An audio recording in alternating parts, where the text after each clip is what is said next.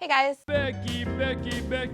This video, I'm going to talk about periodizing your nutrition throughout the year if you want to compete in the sport of CrossFit. This is for any level of competitor, really. If you are training for the Open versus trying to get through quarterfinals, not as much for semifinals, but the general structure will be the same for almost everybody, just the lengths of time might change a little bit. We are going to start with what I'm calling limiter season, and that is basically you've gotten through your competition season, you are back into training a little bit, you know what weaknesses you need to work on, and that's going to be the focus for your training for a bit. That's usually around end of April through early fall. Again, it depends on when your competition season ended and when it's going to start, but for the most part, those are the general timelines. The first thing with your nutrition is it should support your off-season goals. So maybe you need to get a little bit stronger and gain some weight, or you might need to lean out a little bit to get a little bit better at gymnastics. Your nutrition will need to be adjusted based on those goals.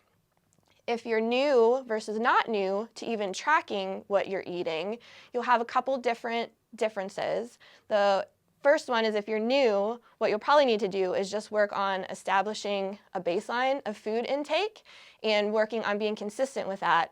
And then also working on trying to find like the maximum amount of food that you can eat, because a lot of people start off not eating enough.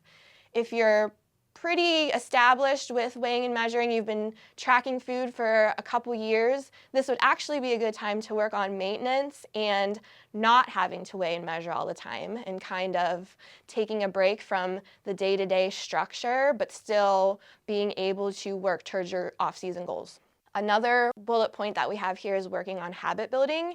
And what I mean there is meal prep and grocery shopping and what kinds of things do you want to have stocked in your pantry, those kinds of little habits that just make your day-to-day life easier. Then we transition into in-season, which is early fall through February. And at this point, training probably ramps up with volume and intensity, and you might need to make some macro adjustments based on that.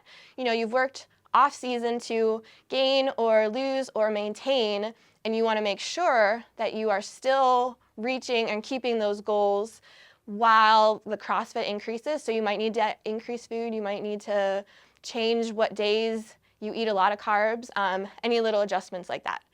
You'll also want to work on some fueling strategies for competition. So maybe you do like a local competition over the weekend or a run through of some tough workouts. You want to find foods that you like to eat whenever you're competing. And then also habit building, but this is more habit building outside of the gym. So this is when we start talking about how is your sleep, how is your stress management, what kinds of recovery practices are you doing. Then we get into competition season. I have here mid-February through beginning of April. It's basically start of the Open through quarterfinals. Food amounts should pretty much be established. This is probably the one thing that you don't necessarily need to change and work on. We've spent all season getting here, so this should be done and you know what foods you like and what foods make your life easier when you're competing. Other factors need to really start to be dialed in, which is sleep and stress, and definitely good recovery practices. And then once you finish with your season, we definitely recommend you take a break. I have here 1 to 4 weeks. It's a very wide range. Some people need that time and some people are ready to be right back to it, but we definitely recommend you take a break from it for at least a little bit of time.